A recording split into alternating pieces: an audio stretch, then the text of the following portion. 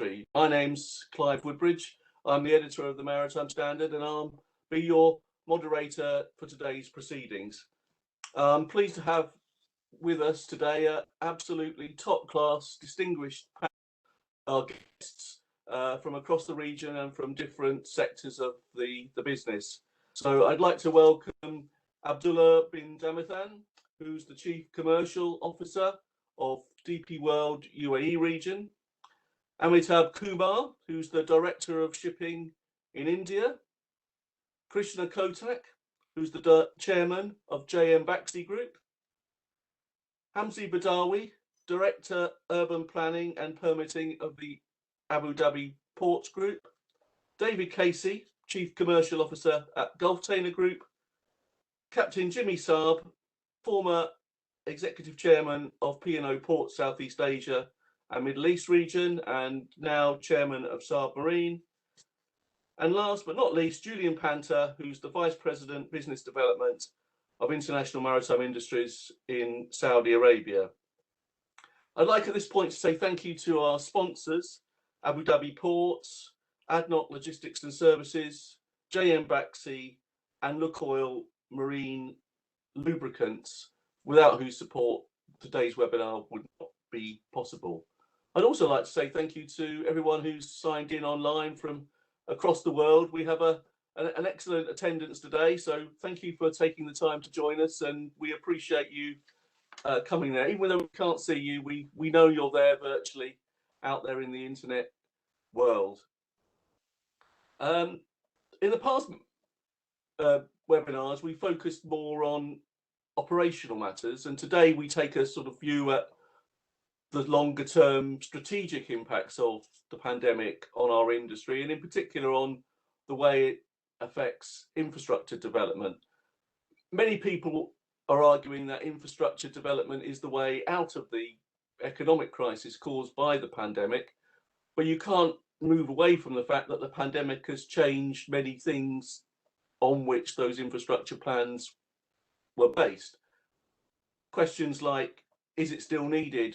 Are we just adding to overcapacity? These are questions that will have to be asked and answered, not just in the maritime sector, but in a lot of areas of economic activity. So it'll be interesting to hear what our speakers have to say today about what has changed. So I'm going to ask each panelist in turn one opening question for their opening statement, and they will speak for 1 or 2 minutes on this, and I'll go around in turn. And the question I would like to ask, first of all, to Abdullah bin Damithan is, what impact has the pandemic had on prospects for investment in maritime infrastructure, would you say? I think you need to unmute. Oh, there you are. Good. Yeah. So first of all, I would like to say good morning to everyone, or good afternoon. And I would like to thank you, Clive and Trevor and the Maritime Standard for organizing this webinar. Indeed, times have changed. Times are challenging with what we are experiencing in the period of pandemic. With the topic of discussion today is very much relevant to the situation of the maritime infrastructure development within the region in the post-pandemic period. For us as DP World, our development plans are not only focused on adding more investment to quayside facilities only, but also on enhancing smart ways of doing business for better efficiency, reliability, and sustainability. So with this, I'm confident that this discussion today during the webinar session will be more insightful for me as much as for everyone. Thank you. Thank you, Abdullah. And over to you, Amitabh Kumar. It's a pleasure to have you with us. Thank you for joining us. What would you like to say by way of an opening remarks as to the impact of the pandemic on infrastructure prospects? See, pandemic has changed the things we did, the way we did business. The impact in terms of entire maritime sector, if we say, we had a strange situation when the shipping and the port side was functional, fully functional. but the land-based support that it required, both on the port side and the shipping side, was closed. Initial impact on the port was, of course, because of the closure of roadside and rail side, the evacuation of goods from the port. On the shipping side, it was, the ship-to-port interaction. It needed new rules for the interaction between the ship and the port side. And of course, there was a major impact on the seafarers. In India, being a seafaring nation with more than 240,000 of its crew working in India and abroad, the sea time and the repatriation back home was a major issue. The short-term impact of COVID has, as you mentioned, been taken care of.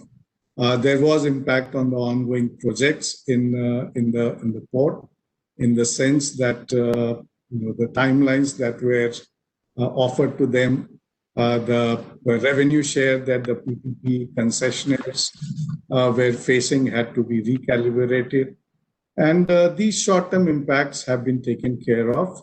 And now we need to look into doing business in post-COVID era. And how do we come back to normalcy? And how do we come back to our growth path that we had envisioned in the post-COVID era? Thank you. Thank you. Very useful to have the perspective of the Director General of Shipping from India there. Thank you very much. Krishna Kotak, one of the leading specialist companies in the private sector in India. What's your perspective on how the pandemic has altered the scenario? So the couple of key words that I'd like to start with, which first of all, I would like to wish a good day to everybody who is participating. Early days, number one, and number two, lots of learning till now. All of us in our industry, as well as in any other industry, till now, knew what was a disaster management plan. We spent a lot of management time planning a disaster management. Or we had a plan A, failing which plan B, plan C. But none of us were prepared for such a global pandemic. Nor had any of us even imagined an occurrence like this. And yet, here we are. This speaks volume for all of us sitting around and participating here, of having been able to collectively uphold our responsibilities and respond suitably to our ecosystems. Otherwise, we wouldn't have been sitting here. We, particularly in India, have been proud of having had an incredible proactive and a responsive government, which we all know has been critical for this period everywhere in the world. Our own minister led from the front from day one, along with his entire team, as well as all the pan-India ports administration. They were there leading the way. And one of the team members of our minister is Mr. Amitabh Kumar, who is participating in this webinar. And all of us stakeholders have seen him operate firsthand of how he led from the front. In my opening statement about the pandemic, I would like to share with you two things. Number one, the word anti-fragile, which the famous scholar Nassim Taleb used to describe those players who get stronger in a crisis. As per Taleb, unlike fragile items which break under stress, anti-fragile actually becomes stronger by facing the volatility and the shock.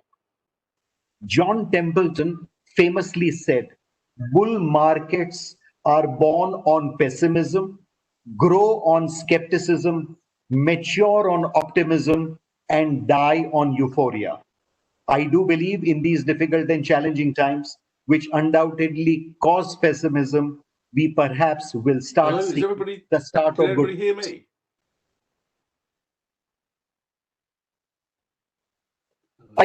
We can hear you, Clive.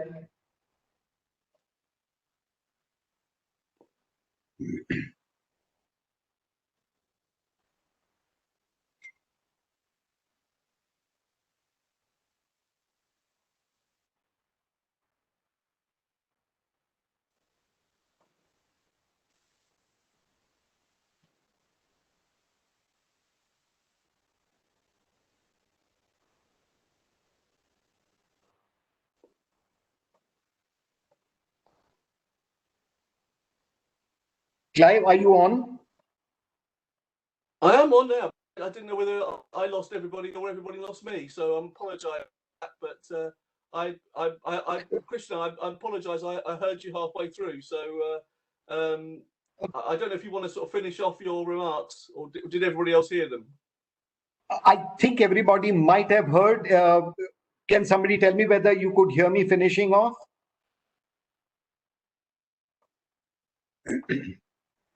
Okay. Krishna, do you want to repeat your remarks, and then we'll just we have time. So if you want to sort of repeat them again, that would make sense. I think. So the two things. Fine. The two things that I said, number one, I said the two key points going forward. Number one is what Nassim Taleb said about the concept of anti-fragile, which means that those players who are able to withstand and grow strong with stress and shocks and volatility will do well, number one.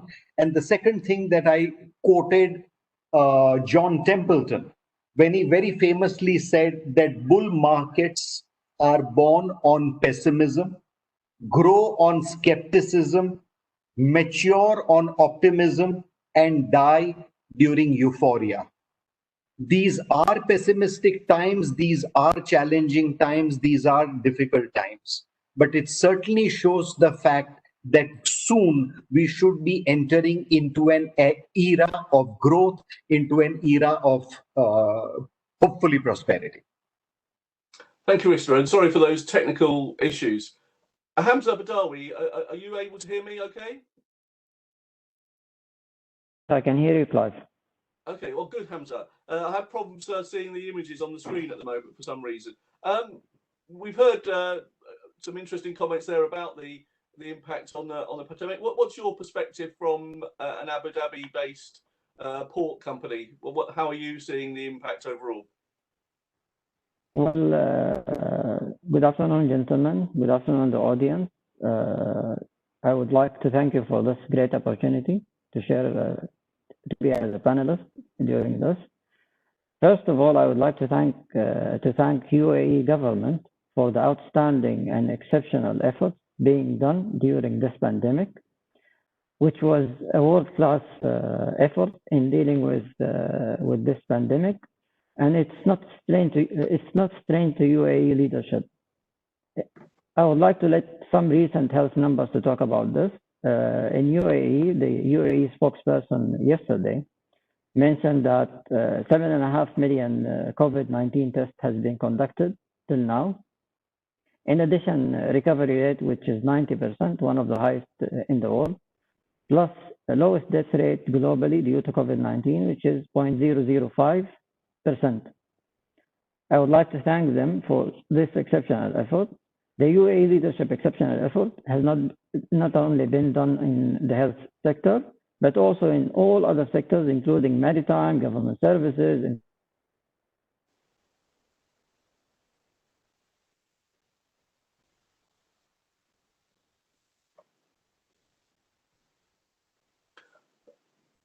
I think we're having some technical problems, or I am. Hamza, I can't hear you at the moment. Can other people hear him? Lost Hamza. No, he's back. you can hear me? I can hear you now. Sorry, for a little while. Okay, so the UAE leadership has done exceptional effort during COVID-19 pandemic, and it wasn't only in the health sector, it was all across the sectors, including infrastructure, maritime, urban development, government services, education, all of it. And we in Abu Dhabi Ports, we are really proud. We have a wise leadership and one team spirit who have overcome the tremendous challenges due to this pandemic through the proper proactive planning, and this was our approach since the inception of the company. And despite these challenges, our business objectives for 2020 can still be met, and our critical national infrastructure, which we've done and we constructed in the maritime assets, have demonstrated their agility and fast response in successfully coping with the pandemic. And this could not have been done without the infrastructure and master planning resilience, and having also business continuity strategies, and having also investment strategies. In my personal views, post the pandemic, from an urban planner point of view, with the maritime and infrastructure developments, I can see that there will be a paradigm shift after the pandemic, which focuses on smart cities and smart development concepts. These smart cities and the smart development concepts does not focus only on digital platforms. They are focusing on the collaboration of all the stakeholders, including governments, local community, and customers, to create a plan with a strong support from digital platforms and infrastructure. This is my views on after the pandemic from an urban planning point of view. Okay, thank you very much, Hamza. Jimmy Saab, welcome to you. What's your overall perspective as somebody who's been in the industry a very long time? Good day to all. Thank you very much, TMS. My perspective is that hopefully this will pass. And on the basis that everybody expects this to pass, development and infrastructure development particularly cannot be stopped or should not be stopped. I see that Dubai is doing a wonderful job, as is Abu Dhabi, and so is India. We were very fortunate when the Prime Minister Modi ji announced the Vadwan project this year, and he said that he's going to go ahead with it. I see great potential with that project, and I see great potential for job creation and for the industry as well. And I'm very hopeful and grateful with DG Shipping being online today also, that they take note of what the industry expects, that we finally create the Rotterdam for India in the port of Vadwan. We had this dream as P&O many years ago in 1998 when we were awarded the concession agreement. But unfortunately, due to environmental terrorists, we couldn't go ahead with it. But now we have a dynamic Prime Minister in India who wants to go ahead with the project, and he wants to put India more on the map than ever. And I think Vadwan will be the project which will be the answer as the Rotterdam of India. I wish him and his government and his ministry well. And I am confident that this project will see light of day, which will only be beneficial to one and all as far as India and the industry is concerned. Thank you. Thank you, Captain Saab. David Casey, Gulftainer, the biggest private sector independent operator in the world. How are you reviewing or how do you perceive investment prospects given the impact that the pandemic has had? Clive, well, thank you very much for having me today. And on behalf of Crescent Enterprises and the Gulftainer group of companies and our good friends at the Sharjah Port Authority, it's a pleasure to be here. During this pandemic, I think we've all, to one point or another, got into this crazy industry because each day is different.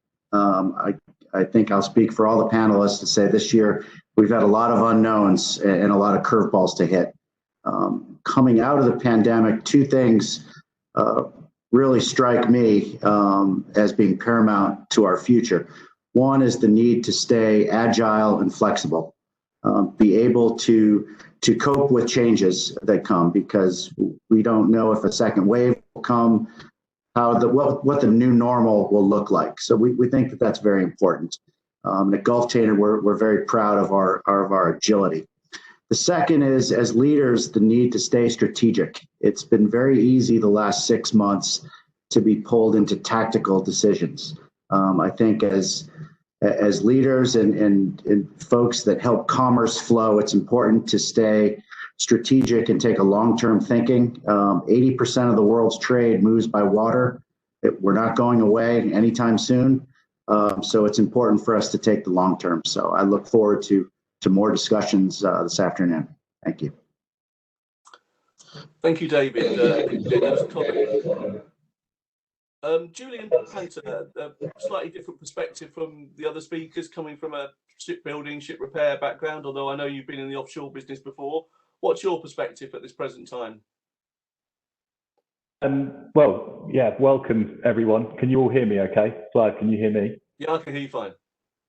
Yeah, I you know, say hi to all the listeners and the other gentlemen on the panel today, and I guess similar to Hamza and Abdullah, I'd just like to obviously applaud the efforts made by the Saudi Arabian government in their mitigation to control the coronavirus pandemic. So I was in Saudi, I think the last 5-6 months, and saw firsthand the quick and agile response that the government made to mitigate the effects of the coronavirus pandemic. So applaud to the Saudi Arabian government. I think just in terms of business, I guess probably the best way of phrasing this is probably short, medium, and long term. Short term, being a startup joint venture, we are largely based in offices, and I think it was critical for us to make sure that in the short term we looked at business continuity across all of the different functions,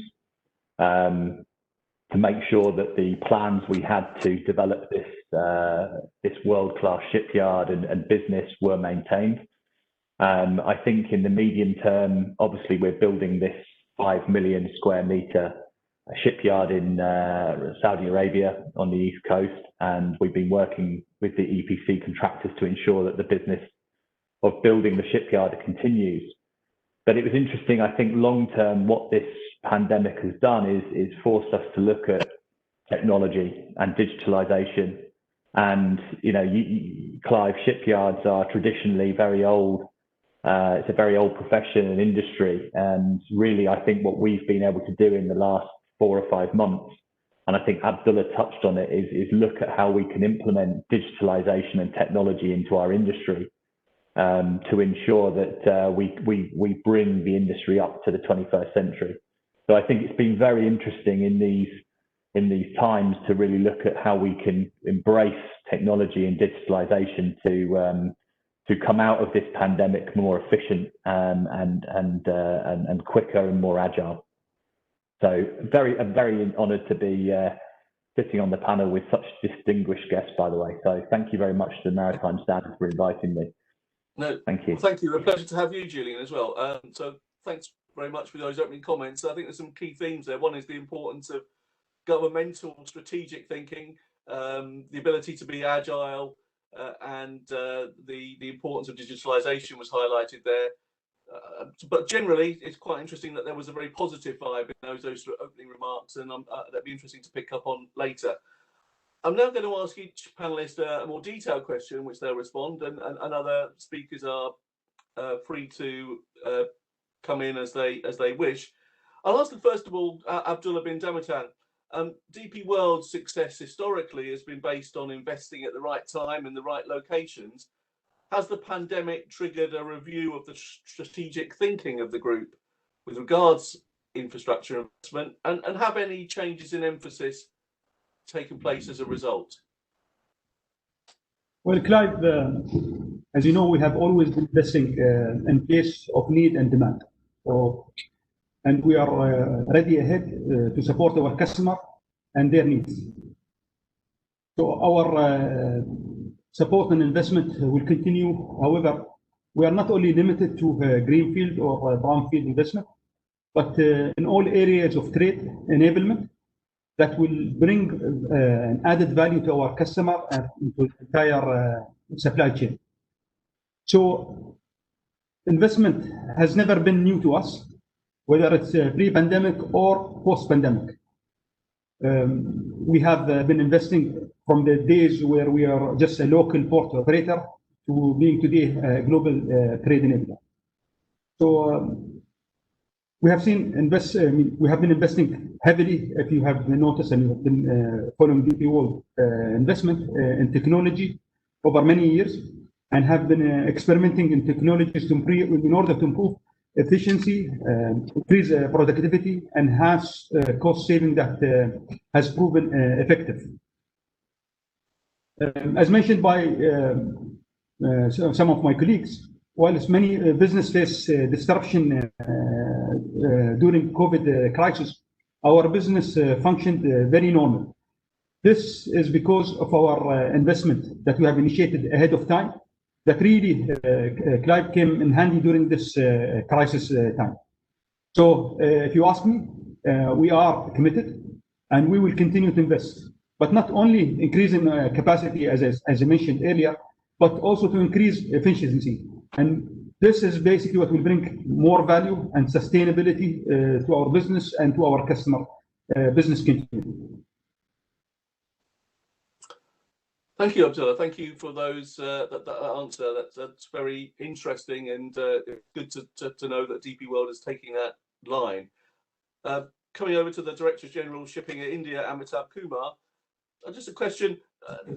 Obviously, the pandemic's had a huge impact, but does India remain as committed as it was to maritime infrastructure development after the pandemic? We all know the Sagarwala projects and other big schemes. Are they still as central to the government strategy as they were, or are the country's plans evolving in this context? It's a good question and a slightly big question. In terms of the existing projects, let me take you through the entire Sagarmala concept.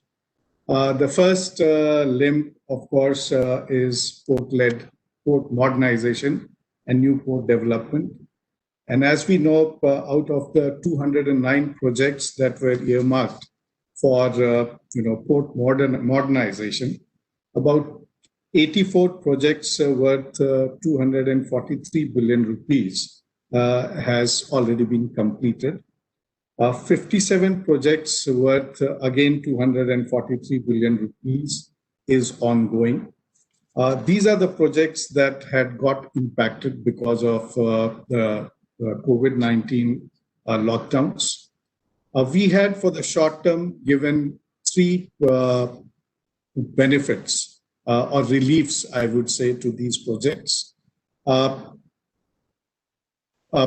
existing PPP concessionaires were given deferment of 3 months in terms of revenue, royalty, and equipment hire charges. We had given waiver for lease rentals for the existing partners. And we had allowed recalculation of minimum guarantee throughout the obligation period by excluding the lockdown period. We had also provided additional land storage free of cost because of the congestions in the port during the lockdown. In terms of the new projects under development, we had allowed them to use force majeure clause to extend the period of completion of these projects. And we have asked the ports to waive all penal consequences for delay due to the lockdown. Now, going forward, with the fiscal initiatives that were given during the lockdown period, we feel that the PPP partners would be in a position to resume the ongoing projects. Somebody already mentioned that the Prime Minister has already given a big push to infrastructure development in his Independence Day speech on 15th of August. He in particular mentioned an emphasis that needs to be given on developing multimodal connectivity infrastructure. And he also spent a lot of time explaining the rationale behind a modern state-of-the-art infrastructure towards construction of 4-lane road across entire Indian coastline of 75 100 kilometers to drive port-led development. Vadhavan, of course, was discussed by the Prime Minister himself. Vadhavan is targeting 23 million TEUs by 2030. It has to be a modern state-of-the-art facility. Another port which is being discussed is at Vizhinjam or Kanyakumari in deep south, which again will be a state-of-the-art port. We are not only asking for development. We have existing potentials. As of now, only 30% of the Indian terminals are on a private partnership basis. There is a scope for another investment of 70% existing infrastructure to be converted into PPP. The ports have to be green going forward. Government has put a target of installing 175 gigabyte of renewable energy capacity by 2022, of which 100 gigabyte has to come from solar, gigawatt has to come from solar, 60 from wind, 10 from biopower, and 5 from hydropower.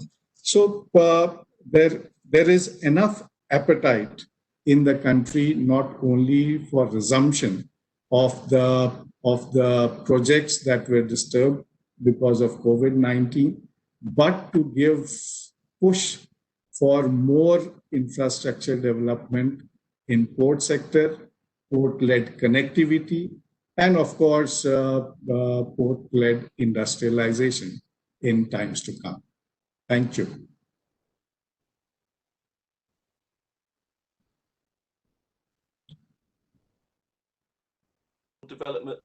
Developments that are taking place in India. Apologies for not muting myself. I'm muting myself. Krishna Kotak, what impact do you think the crisis is having on maritime infrastructure projects? And how important do you think it is to sustain infrastructure spending despite the pandemic? How vital is it that governments and private companies keep their nerve and carry on? Well, at the outset, keeping your nerve and going forward, there is no option. It's not you have an option that can I keep my nerve or can I not keep my nerve? And why do I say that? Let's look at India. As a company, we are an India-centric company. We operate pan-India. And we have a 104-year history as the J.M. Bakshi Group. So it's a long history, which is closely interlinked with India's history. Where is India at this moment in time? We are a $3.2 trillion economy that makes us the 6th or the 7th largest economy of the world. We are home to 1.3 billion people. We have clear compulsions as well as targets that in the next few years, 3, 4, 5, we will be a $5 trillion economy. And we have to lift at least 25 to 30 million people year on year from lower rungs of poverty into the middle class, right? And it's not that this has not happened before. It has to happen, and it has happened before. Now let us understand where that puts us in the logistics or infrastructure business. There is an opportunity. Here are the dynamics, the economic dynamics that are going to happen, and we have to match that infrastructure. So to answer your question, first question, what is happening? Do we have the stomach for it? Oh, yes, we have the stomach for it, and we have to have the stomach for it because India has no other choice. as I mentioned in my opening statements, when we look at how India, the government of India, the governance of India, leadership of India, as well as Indian companies, how they have reacted, has been something which has even given us added confidence that going forward. Now, what is it that we need to achieve? Let's break it down into few parts. That the areas that need to be achieved is skill, scope, size, and strength. These are the four aspects which I think all of us are working on. Sure, there are lessons that we have learned in the past as to what has happened. And I don't believe there is a choice but to go ahead. Now, as Captain Jimmy Sir said, that will Vadhavan be the Rotterdam? There will be people like me who are going to say, fine, even a Vizag or a Paradip is probably going to be bigger than a Rotterdam and the other options. But that is a private side bet that Captain Jimmy Sarb and myself can certainly talk about as to which sizes are going to happen. But sure, I think we are in the right direction. Thank you. Thank you, Krishna. Thank you for those comments. Hamza Badawi, do you think that the pandemic will mean that some port or infrastructure projects may have to be shelved or cut back? And what approach is Abu Dhabi Ports taking to infrastructure development? Are you making any re-evaluations of your strategy? To be honest with you, Clive, Abu Dhabi Ports is continuing to invest despite the crisis. We recognize the necessity to provide enhanced essential infrastructure and port structure to support the development of the country. And indeed, the government is pushing to have our projects to be delivered sooner and across our asset portfolio, including our industrial zones subsidiaries. And we are on track for all the projects to meet the pre-COVID delivery timeline. I'll give you examples in terms of Khalifa Port. Our port expansions are moving ahead as planned at our flagship multi-purpose deep water port, Khalifa Port. Much progress has been achieved this year and even during the pandemic. Our developments such as Khalifa Port Logistics Terminal and South Key terminals are on track and moving according to the schedule. Khalifa Port Container Terminal was our first terminal, which was operated by Abu Dhabi Terminals, ADT, and is now undergoing extensive expansion program. This includes the extension of a quay from 1,400 meters to 2.2 kilometers, an addition of 10 new ship-to-shore quay cranes, which effectively doubles ADT handling capacity from the current 2.5 million TEUs to 5 million TEUs. Once complete, Khalifa Port will be able to further grow and expand its footprint beyond our shores to touch every corner of the world, while ensuring its future is significant regional and international hub for trade and logistics. In terms of the industrial zones and logistic capabilities, the industrial zones, we have very strong growing in terms of customer activities, and long-term customers are expanding and ready to expand facilities, plus the new customers. We are also, our industrial zone portfolio increased to include zone scope, adding around to the total industrial zone portfolio around 554 square kilometers of industrial land. And we have currently 1,400 customers in this portfolio. Currently in KEZAD, we are developing a 5 million square feet of additional sustainable modular storage facilities in flexible configurations. This equates 3.5 times of the Pentagon. And these units are scheduled to be delivered by Q3 next year. This development comprises of mix of light industrial units, showrooms, warehouses, cold storage spaces ranging from 3,000 to 525,000 square feet. So we are moving ahead. We haven't stopped our activities. I can see. Well, that's And good these to know. I think that's a good thing that you're continuing on, and I'm sure we'll Yeah. probably come back and hear a bit more about Abu Dhabi Ports programs. David Casey, Gulftainer, obviously always been an investor in technology and suggestions. How have infrastructure-related tech projects been affected by the COVID-19 and the pandemic? Clive, I think coming into 2020, there was some recognition in our industry that maybe we were behind in the adoption of technology, right? Emerging digitization trends were there, but maybe not fully embraced.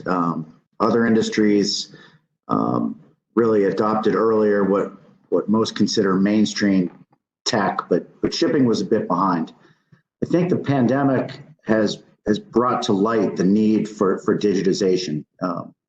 Adoption of electronic transactions have gone from being a mere productivity enhancement to a health necessity as the industry deals with things like social distancing and managing the physical exchange of documents, physical crew changes, et cetera. So in the last 9 months, a major theme that we've seen is that of better collaboration with competitors, with customers, with the entire supply chain community. We've become partners as the work enters a new era.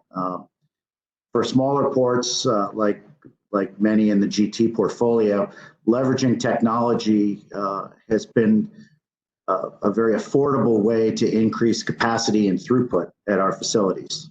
CFOs like spending pennies on the dollar for technology instead of bricks and mortar. That's just a fact. We're looking very closely at expanding our port community systems to bring transparency through the shipping process, give the community really a single source of truth by stitching together multiple streams of data and providing a single lens. We think it's no longer a nice to have, but it's a necessity, and it's an ante to do business. Data privacy obviously is critical, but terminal operators, we're stewards of the data. We don't own the data. We're just stewards. I give the analogy, I have 12-year-old twins who like pizza. And in full disclosure, I like pizza too, but they've got an app on their phone and they can look at when their pizza goes into the oven, when the pepperonis get put on, when it goes into the box, and when it comes out. Isn't it crazy that as an industry, we can't stitch together a $500,000 FOB value container of Apple products or Nike shoes, and that this container goes into a hole? I can track my $10 pizza, but I can't track my components that go into manufacturing. So we think that Gulftainer, we think we can do a better job, and the industry can do a better job by connecting the stakeholders together, carriers, cost systems, customs, trucks, et cetera, and collaborating so the industry doesn't lose visibility. This type of transparency sheds light on inefficiencies, which some stakeholders make money on inefficiencies. That's just a fact. But we've got to bring this information to light real time so that the industry can make upstream predictions and get into not only predictive analytics, but prescriptive analytics. We think that we as a company can do better, and we're continuing to invest heavily in technology. And we think the industry has a way to go as well. A lot of us get a question during this pandemic, who's driving digitization in your organization? Is it the CEO, the CIO, the board of directors? For many companies, I think COVID-19 has accelerated the technology and digitization adoption and strategy, which isn't right, but it's a fact. So at Gulftainer, we're moving full ahead with all of our technology investments, both in the UAE, in Saudi, United States, Iraq, throughout our entire portfolio. Well, thank you, David. I think you make a valid point there that in the old days, infrastructure was bricks and mortar, but now infrastructure is very much that digital interaction with the real world, if you like, and I think that's the same in the maritime sector as it is in many other industries. Captain Jimmy Saab, taking a sort of broader view, at the beginning I said that perhaps there was some concern about adding to capacity at a time of falling demand. Do you still see scope in the region for some bold infrastructure developments that will boost capacity despite COVID, or do you think people should be a little bit more cautious generally about investing in ports at the present time? Not at all. There should be further advancement on investment on infrastructure. And this is going to sound a little strange and people are going to question, but I think what DP World, my friend Abdullah and Sultan, and also Abu Dhabi Ports has followed suit. What they are doing is incredible. They want to own the customer. So they are now buying up feeder operators. And DP World is well positioned because they have a very large international reach. So this may not sound like an infrastructure development, but believe you me, I had this idea many years ago when I ran a few ports in India. But unfortunately, I couldn't convince P&O at that time to do what Sultan has taken a bold step and done. And this is owning the customer via owning the feeder. And finally, he owns the customer because it's an end-to-end facility that he is offering to his customer, which in my opinion is a fabulous idea and a fabulous infrastructure development play in the process of what he has done. That said, maybe Abdullah can, when you have some time, maybe he can throw some light on this very interesting and important aspect, which all the viewers need to understand where DP World and also Abu Dhabi Ports are coming from an infrastructure development perspective. While this is going on, the pandemic, you will see that Mr. Adani has gone on to acquire Krishnapatnam. He goes on acquiring a lot of ports along the Indian coast, and his dominance is now really fantastic. Mundra is now a bigger port than JNPT, volume-wise. So the investment in infrastructure and ports is very much going on through the pandemic. It's not stopped. I just hope that players like JM Bakshi and everybody are also given an opportunity to be part of this development rather than allow only one or two families to grow the business within India. I think that is important. Because when I was developing it, I remember DG Shipping and the Ministry of Shipping saying that P&O was creating a monopoly. They said, oh, East India Company is coming back, whatever, when I want a port. But today that doesn't seem to be the case, which is good. We need competition. So I think development is going on. I think Mr. Adani is on a roll. I think he's going to become a bigger player than the government of India in time, because ultimately I think he will also manage, because he also has BSES, and BSES is a land block that the power station is now almost defunct, and therefore the land block is fantastic. And just as an aside, because Mr. Krishna Kotak named me in one of his comments about a bet that he wants to have, I just like to say that he lost a bet which he hasn't honored or paid for to date. Second, I am asking for Vadwan to be the Rotterdam of India, but that's on the West Coast. Mr. Kotak talked about Vizag and Paradip. With the help of DG Shipping and the government of India, nobody is stopping him from developing on the East Coast another Rotterdam for India on the East Coast. And India with 1.3 billion people, and as he said, the 6th largest economy going on further, there is scope for him to develop, and I see potential for Paradip to be developed further, be it infrastructure or be it port-wise. And if he wants to take a bet, I'm happy to take one. He'll lose again, but But I've had my say, Clive. Thank you. Okay, We just have you, to Jimmy. make this a little light-hearted. I think I ought to give you 1 minute to come back to on Jimmy there. I mean, there's a couple of points there about, you know, the over-dominance of one or two companies in India, and also the need for balance on the east and west coast. Did you have anything you wanted to say in return to Jimmy before I go on to Julian? Are you asking me, Clive? I just thought I'll give you a right to reply before I move on to Julian, if you wanted to take it up. Just two things. Number one, I've had the privilege of knowing Jimmy for more than 20 years, and always make sure he has the last word. So I will not respond back. And secondly, actually, he is my teacher. Whatever little I know of port business, it's thanks to him. So no, I have no comeback to him. Okay, well, thank you.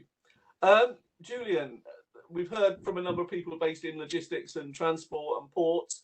Perhaps now to turn a little bit to the importance of shipbuilding and ship repair infrastructure. IMI has got one of the biggest projects probably anywhere in the world at the moment. How important do you think it is for the region to develop shipbuilding and repair infrastructure? And perhaps you could give us a brief update on the IMI project and what you think the benefits will be to the overall regional economy in terms of adding value. Yeah, I mean, it's, you know, I think you're right, Clive. I mean, IMI is part of the King Salman complex. So we're more than just a shipbuilding facility. It's actually ecosystem around the shipyard, IMI. King Salman complex is 11 million square meters of land on the east coast of Saudi Arabia. And we are 40.1% owned by Saudi Aramco. And we have partners such as Bahri, who are 19.9%, Lamprell, who are rig builders, and obviously HHI, who are the biggest shipbuilder in the world. And the concept really of the King Salman complex is to align with the Kingdom's Vision 2030, which is all about building a new industry, a new value chain, and attracting supply chain and growing a new infrastructure and industry. And there's so many elements that kind of are born out of this wonderful project. I mean, if I can just talk about a couple of them very briefly. You know, we are developing the National Maritime Academy, which will train over 1,000 high school leavers in Saudi Arabia every single year. We are developing a supply chain cluster where we can attract international supply chain companies to Saudi Arabia. Obviously, we're building a number of assets. In fact, we're building a VLCC with HHI at the moment in Korea. And we're building 2 jack-up drilling rigs in our technical partners facility in Hamriyah in the UAE at the moment. And all of these early projects that we're building are really set up to build capabilities and knowledge and transfer that knowledge to Saudi nationals and to the kingdom. So I think the project itself, I mean, I work for IMI and I feel obviously very responsible for IMI, but I also feel a sense of responsibility to the King Salman complex, to Saudi Arabia, to help align with the Kingdom's Vision 2030. And I think that building a world-class shipyard in Saudi Arabia will help the GCC as well.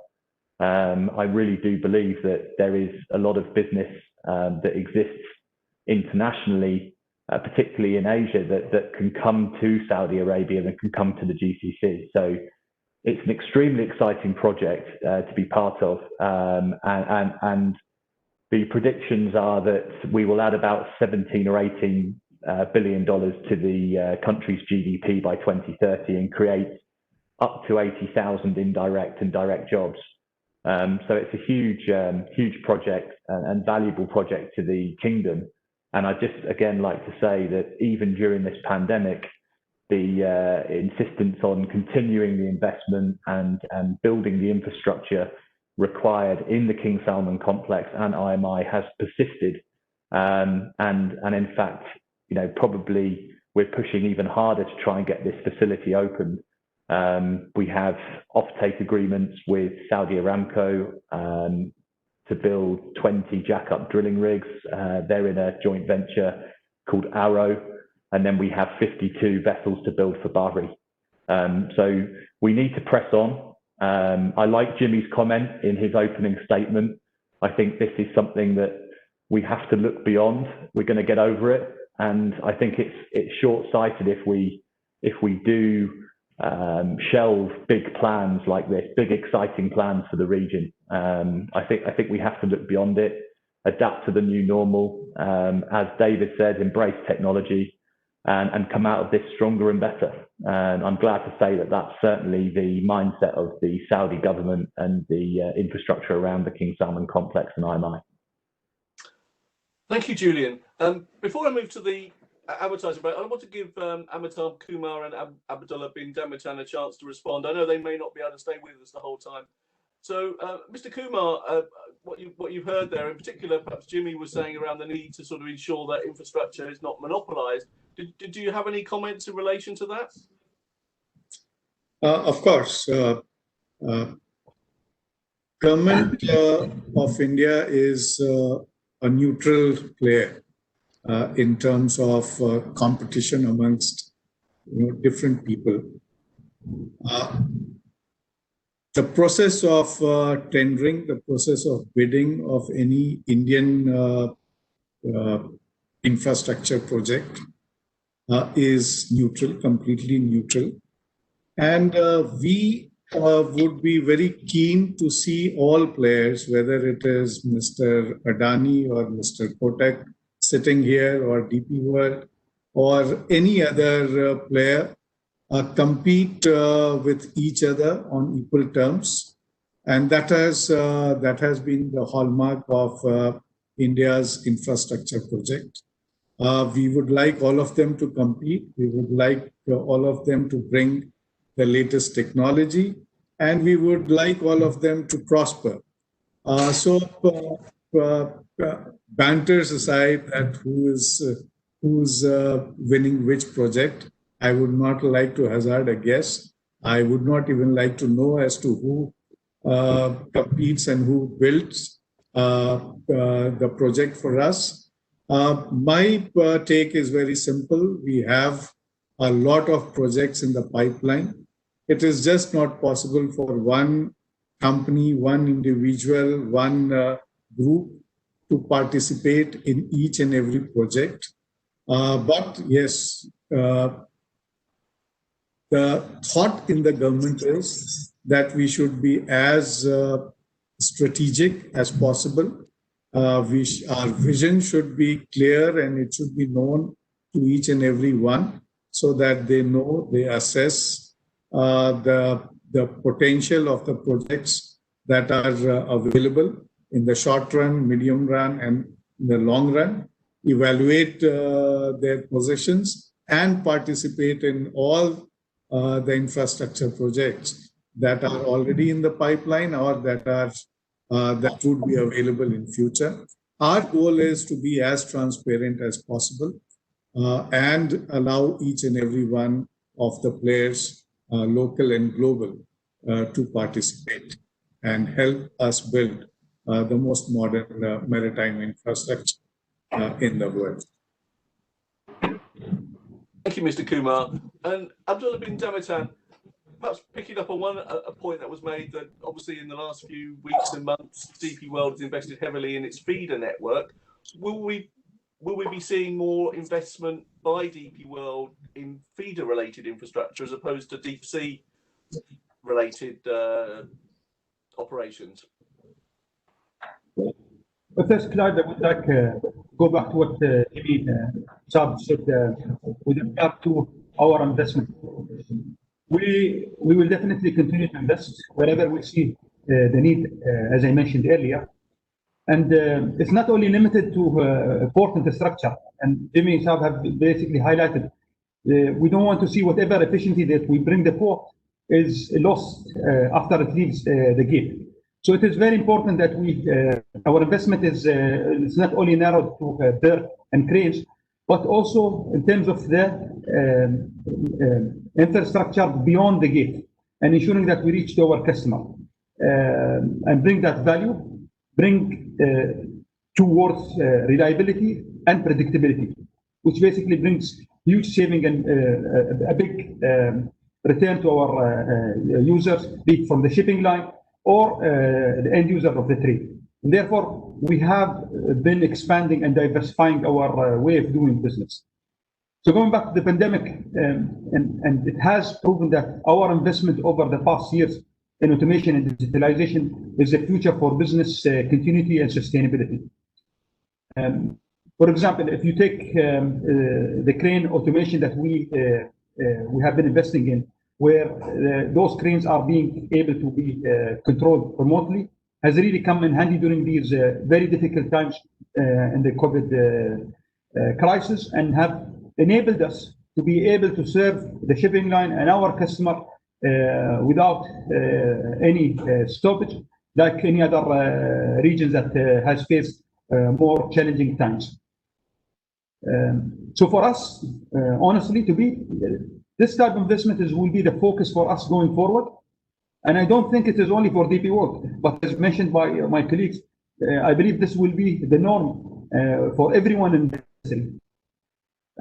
So therefore, I would like to reiterate that we invest where we see the potential, be it infrastructure or superstructure, automation, digitalization, as part of our strategic vision for being a trade enabler. This Thank you, definitely. Sorry, carry on. I can finish, Clive, on the point that you highlighted about the acquisition on the feeder.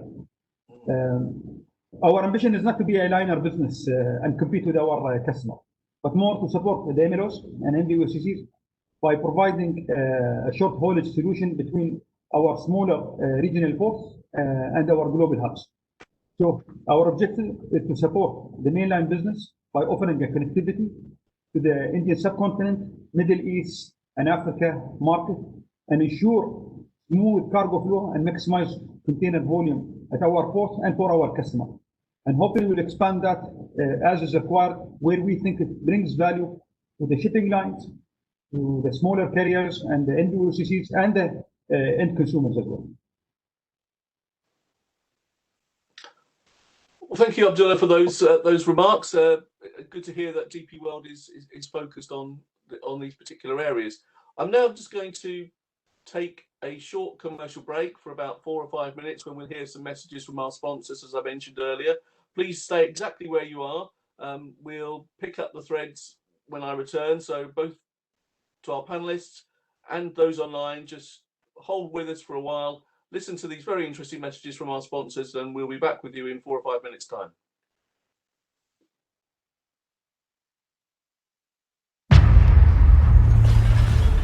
The winds of change shape the course of our industry.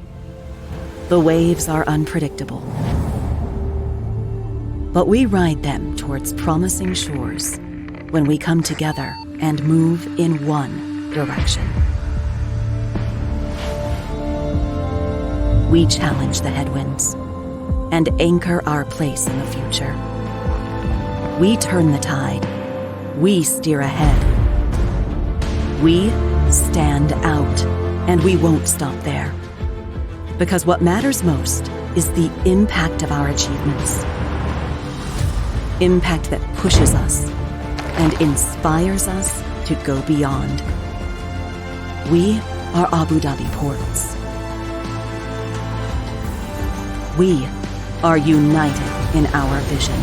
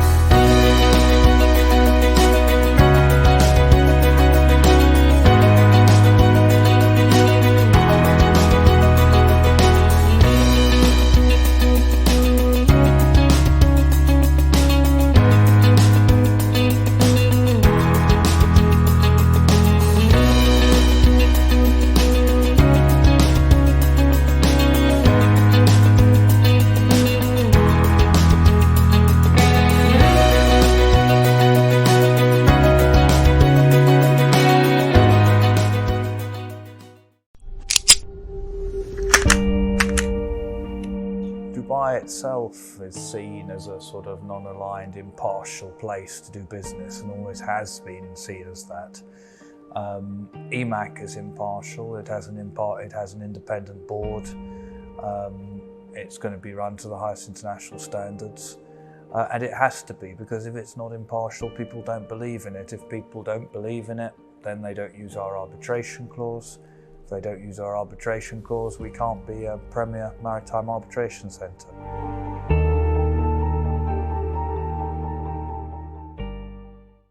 Well, welcome back to the second half of the Maritime Standard webinar on sustaining maritime infrastructure development pandemic.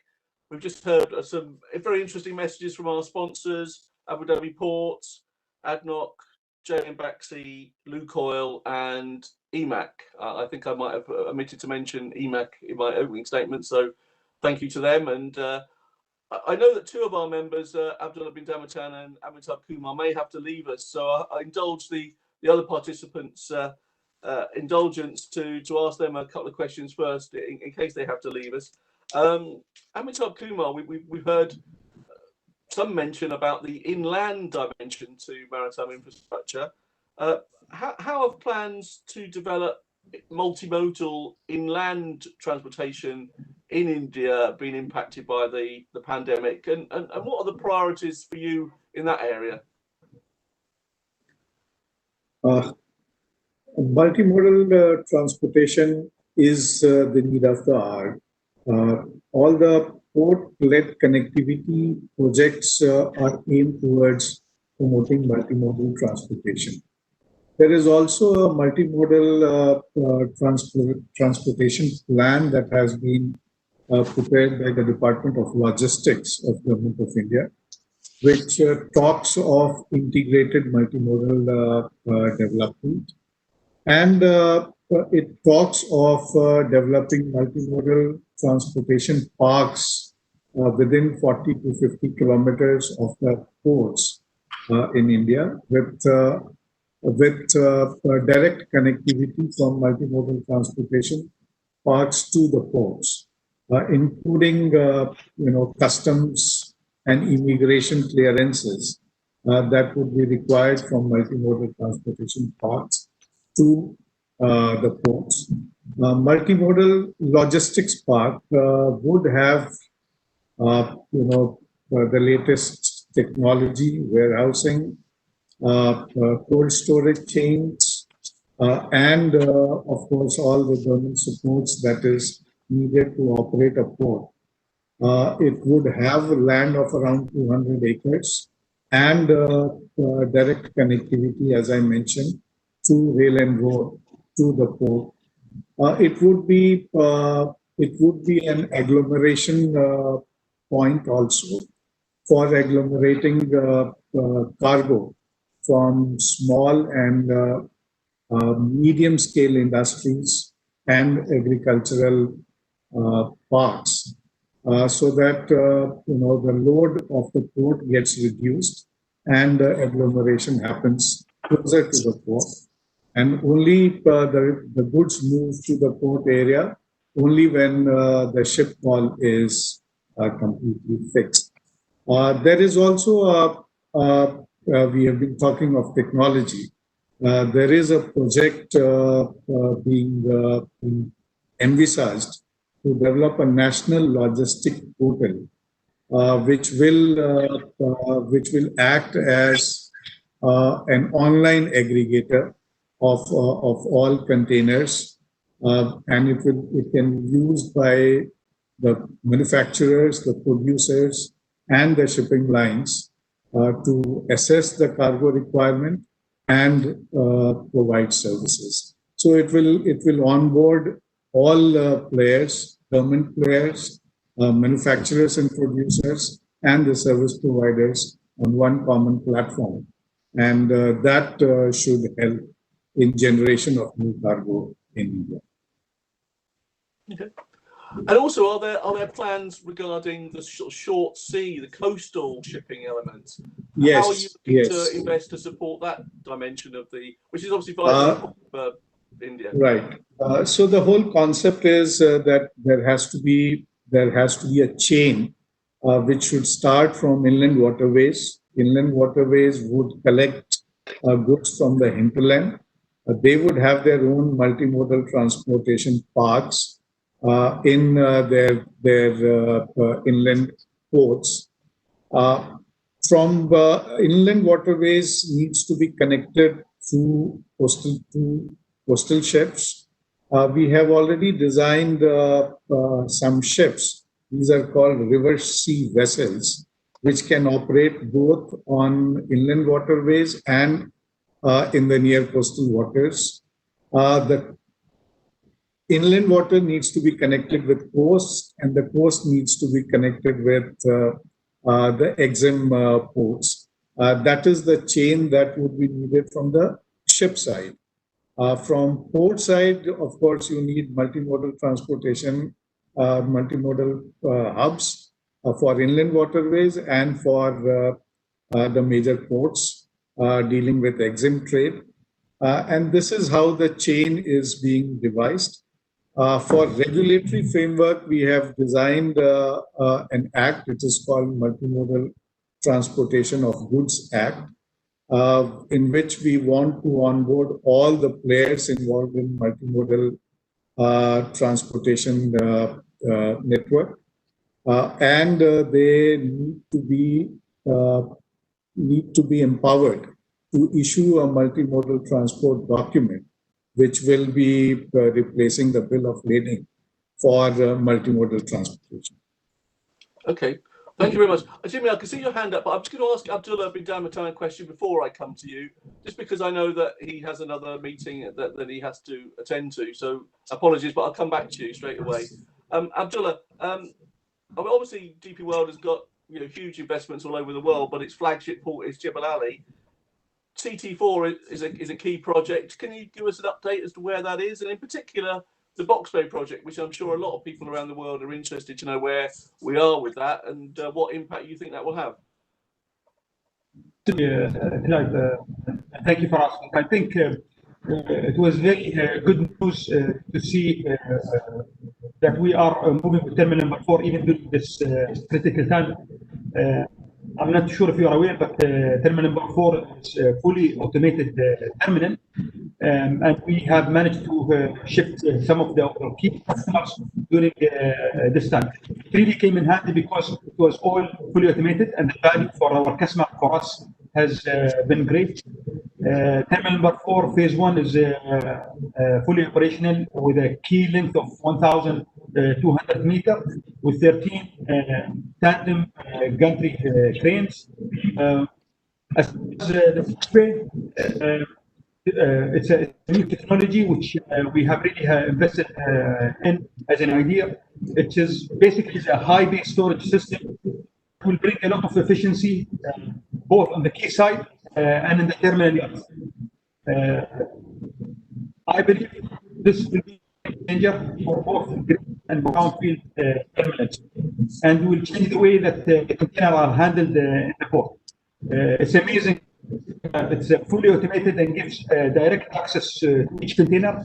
So this really helps you eliminate unproductive routes, which is resulting in insufficient speed and basically improve the way of handling containers, and most important, reduce in the operating costs.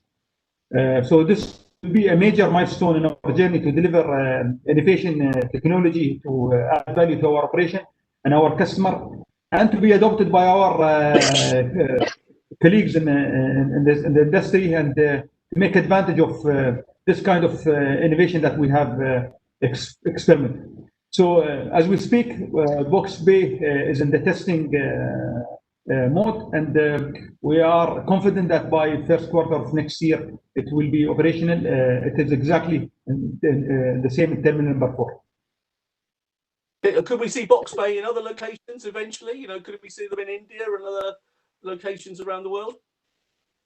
Definitely. Once we have it operational in Jebel Ali, and we see where the need, we can have it, especially in areas where we are shortage of space.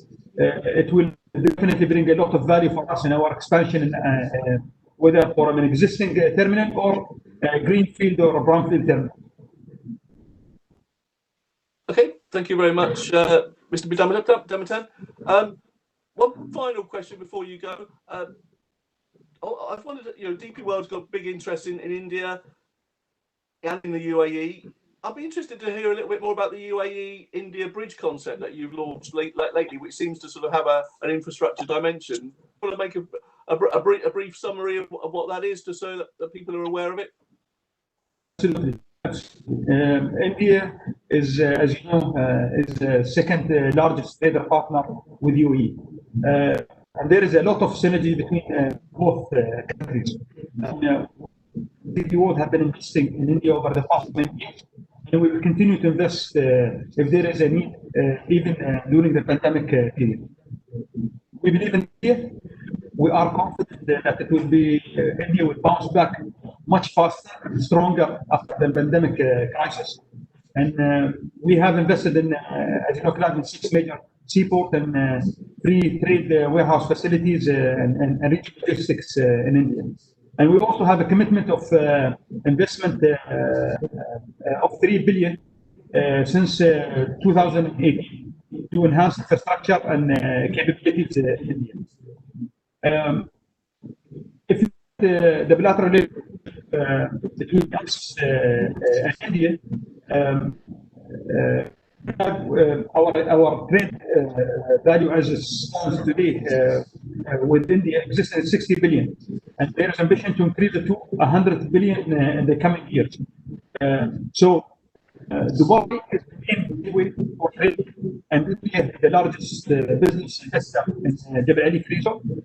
In India, UAE Bridge is a platform to encourage more business and trade, especially for small and medium enterprises.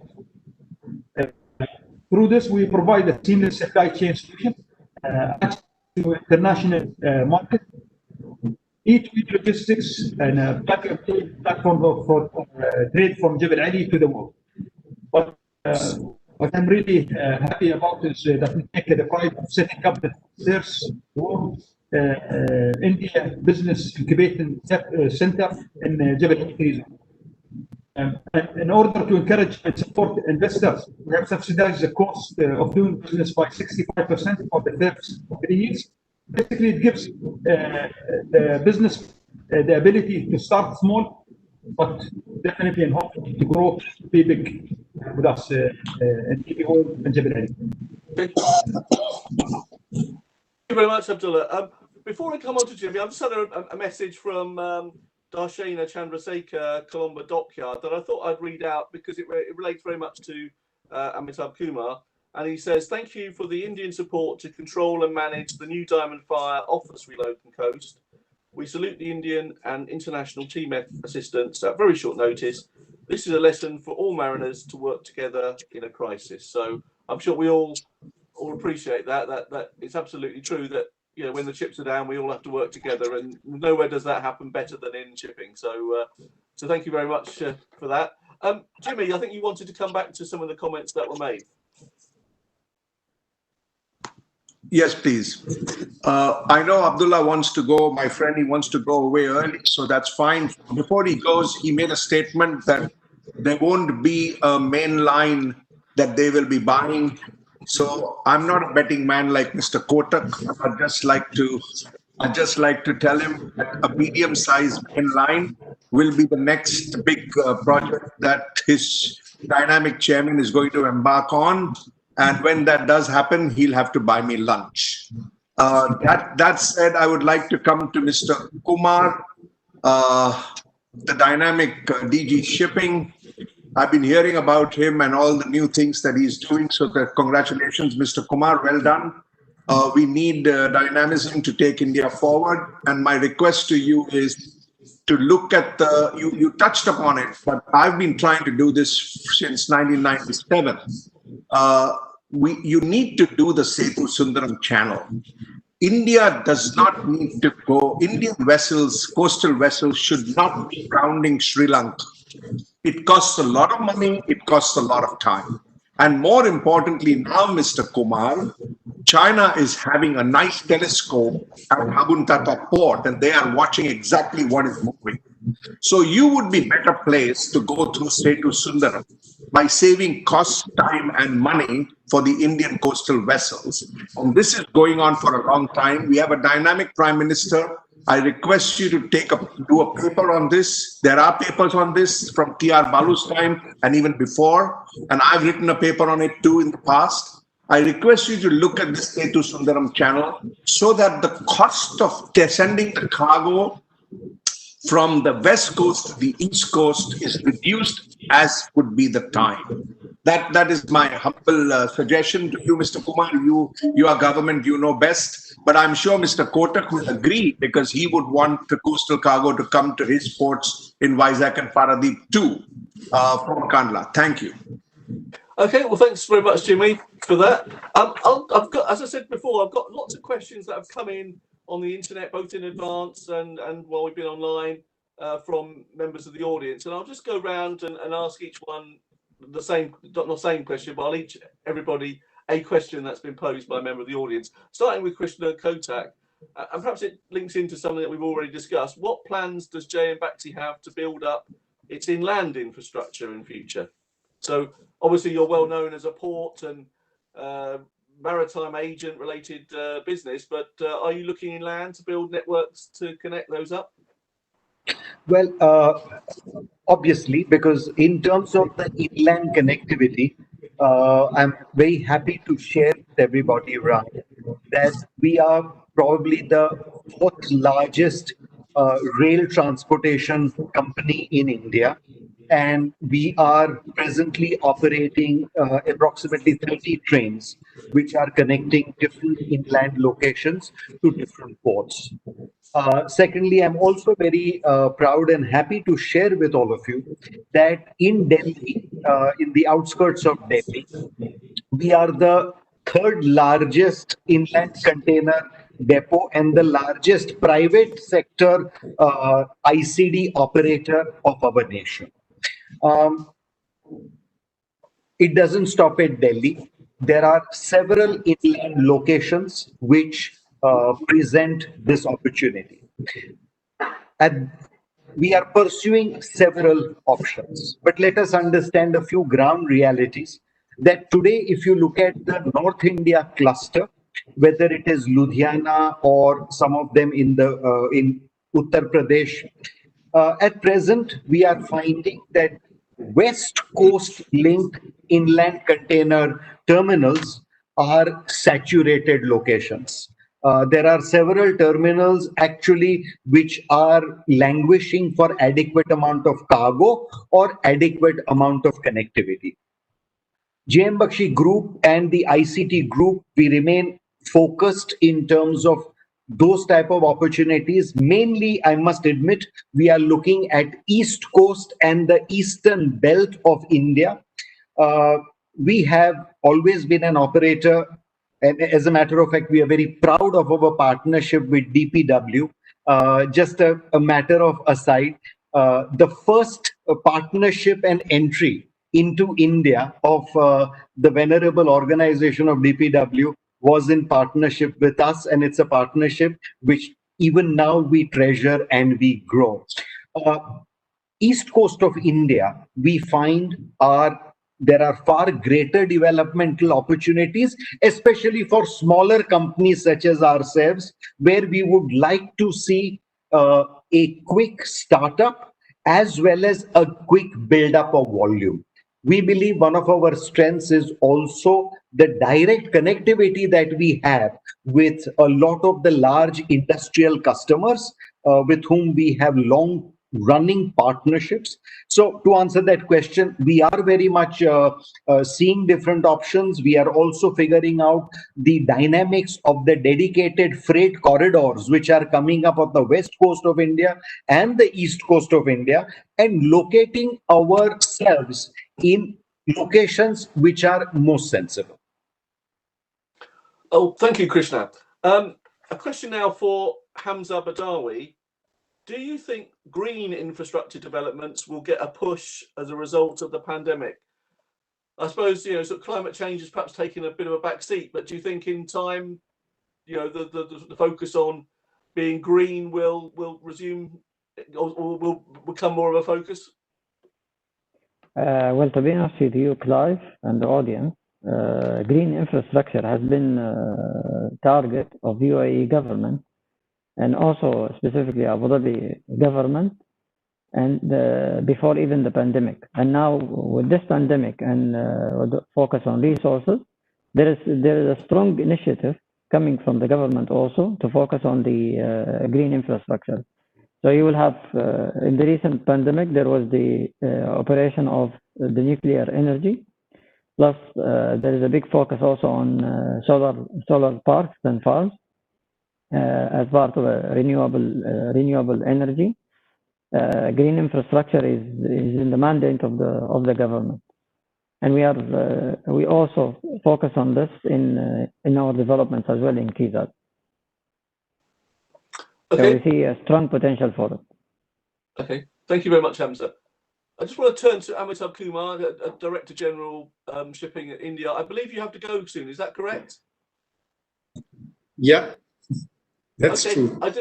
I know. Well, first of all, I want to say thank you very much for giving up your time. I'm sure you're a very, very busy person. Before you leave, I don't know if you had any final remarks. What would your final message be to the audience around the impact of the pandemic and what lessons we need to take from it and how we move forward?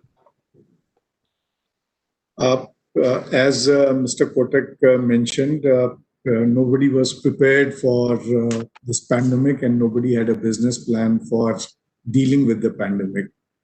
So, and you also mentioned that the initial reaction was to make ourselves functional in the pandemic situation. So first 2-3 months has gone in creating new rules for handling COVID-19 situation. We are very happy that we could manage smooth functioning of the ports and the shipping lines, shipping companies, and our seafarers. Our seafarers have been a great success in terms of their crew change, in terms of their transportation. In the COVID-19 situation where there is travel ban still in India in terms of foreign flights operating in India, we have managed to conduct more than 100,000 crew changes in 2.5 months period. Similarly, the rules that we framed in terms of SOP that were applicable for all Indian ships coming to Indian ports, all ports, all port players, including the health officers, the customs, the immigration, that has helped in smooth flow of business in COVID-19 situation. We talked of technology, and as you mentioned, technology was leapfrogged because of COVID-19. It was thrust upon us, and we had only two choices: either to stop doing business or to adapt to the COVID-19 situation. Not only has our ships and ports, thrived, and I was hoping that Mr. Krishna Kotak will speak a little bit on his initiative of Portal. Portal is a new technology, new system that has been built by his company, which has onboarded all players operating at Indian ports, and it has created a new system to do business without any physical interaction. In terms of training, I would say we adopted e-learning, virtual classroom, online exit examination, digital certification, digital exam, online COC examinations, both written and oral, in 2.5 months' time. We became the first country to have a facial biometric attendance system in our institutes, where attendance is now taken through photographs, and it is matched through the biometric database that we have. So small areas also in maritime sector has adopted to technology in a huge way. And I remember when earlier we used to discuss induction of technology, we used to have months of debate on whether it would be useful, whether it would be secure or not. And today there is absolutely no discussion on the relevance of technology and the speed of its adoption. For the first time, we have seen that the countries have not waited for IMO to give a regulation which would be adopted around the world, and they have gone ahead and adopted technology. That to me is the biggest contribution of COVID-19 to the world business, to the world economy, and to the world systems. In India, again, in terms of the potential of India, I think that was my main task. There is a huge potential for not only the port sector, for ship ownership, and for shipbuilding. We have not been able to harness our true potential because of various reasons. If I talk only in terms of shipbuilding, we suffered from high cost of steel when compared to China, and we have high cost of financing. But then to offset these shortcomings, we also have huge volumes of cargo. And somehow we have not been able to, or we were not willing to use the cargo as an asset to promote shipbuilding industry. We have started making corrections. Thankfully, the steel prices of India have become so competitive that India's steel exports have grown exponentially in COVID-19 period. We allow 100% FDI in all shipping and port-related sectors, including shipbuilding and ship ownership. We need to harness FDI to promote shipbuilding in India, and also give them incentives in terms of providing cargo support. And I'm talking of very soft cabotage regime. I'm not talking of absolute cabotage regime. Even if we give right of first refusal to a ship built in India, the demand for Indian ship is going to grow by around 25 to 30%. Already a move has started from government. We have given instructions to the ports to start using Indian-built tugs, and I'm sure this is going to increase. This trend is going to be extended to other vessels also. So overall, the potential exists for ports, for shipbuilding, and for ship ownership in India, if we continue to give cargo support to Indian built and Indian owned. Okay. Thank you. Well, thank you.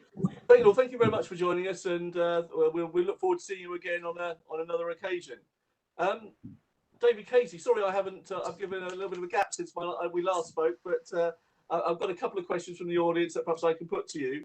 How are changes in the container shipping industry impacting on Gulftainers' investment plans? I guess this is a pretty tough one, and it's one that's faced by a lot of port operators because the container shipping industry is in such flux. But how are you adapting? Well, Clive, I think if we look at trends in the industry, there's some well-known things going on, right? Bigger ships, consolidation in the industry, mega alliances. Recently, we've even seen brand consolidation from the largest two shipping companies in the world. But another trend that we're really looking at is the transition or transformation to an end-to-end provider, right? Carriers are becoming total maritime supply chain providers. So as a terminal operator, we focused some of our short-term investments to support this shift. we're looking at the assets that we have in operation and how we can support this shift to a total supply chain company, specifically with first mile initiatives, infrastructure off the dock, ICDs, last mile, et cetera. Those are the value-added services that our major customers demand, and that's what differentiates port operators. For existing projects and procurement initiatives, like all other companies out there, we've sharpened our pencils during the pandemic. I think, like everyone else, we're optimistic about the economic recovery, but we're still a bit nervous about purchase order levels and trade flows. In terms of new business and new investment, obviously new concessions are critical to growth. I think Gulftainer could be described as cautiously aggressive in looking at new markets. As some on the webinar will know, we operate 2 facilities in the United States that we're very proud of, and we're continuing to look at expanding our global footprint, both in the Gulf region, but also in other parts of the world. So cautiously aggressive. Okay. Okay. One other question that I remember. Can you say something a bit more about the global startup challenge and how you think it will assist in developing sort of technology infrastructure? I mean, it's an initiative from Gulftainer that's attracted a bit of coverage worldwide. Do you want to say something a little bit more about that? Sure. Well, Gartner would call them cool vendors. Okay, they're startups that accelerate digital transformation. Our industry hasn't been cool in a while, so we're in collaboration with GSV Labs in Silicon Valley. We've launched a Future of Ports Challenge. It's called Project Glide, which stands for Gulftainer Leadership Initiative for Digital Excellence. Glide. So, sum and substance, Clive, startups were invited to submit concepts. I think we got close to 300 concepts that came in. We'll shortlist that down, and we'll get ideas will be pitched to us, and the startups, the ideas will compete for funding. Innovation comes from many places. Blue chip companies like IBM and General Electric, my former employee, did a lot of great things. But innovation also comes from the 2 kids living in their parents' basement in Palo Alto, or the dropouts. There's a lot of outside the box ideas there. So by leveraging Crescent Enterprises, New Ventures program and the Jaffer family's passion for entrepreneurship, we're looking at the next generation of disruptive technology. And hopefully we find a winner that we can adopt in the industry, and have a cool new vendor that's part of the Gulftainer portfolio. Okay, thanks very much, David. Jimmy Saab. Jimmy, one of the questions that's been put to you is, will the pandemic increase the dominance of global terminal operators in developing container port infrastructure? I suppose this question perhaps has been asked because of your background with P&O ports, but there are a number of sort of key operators that do have a big share of the world port market.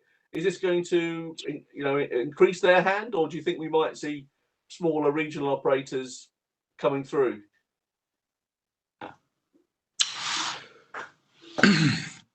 I'd like to see smaller regional operators coming through, really, to encourage competition. That said, coming from me, one of my friends, panelists, will object or argue that that was not my thinking when I led P&O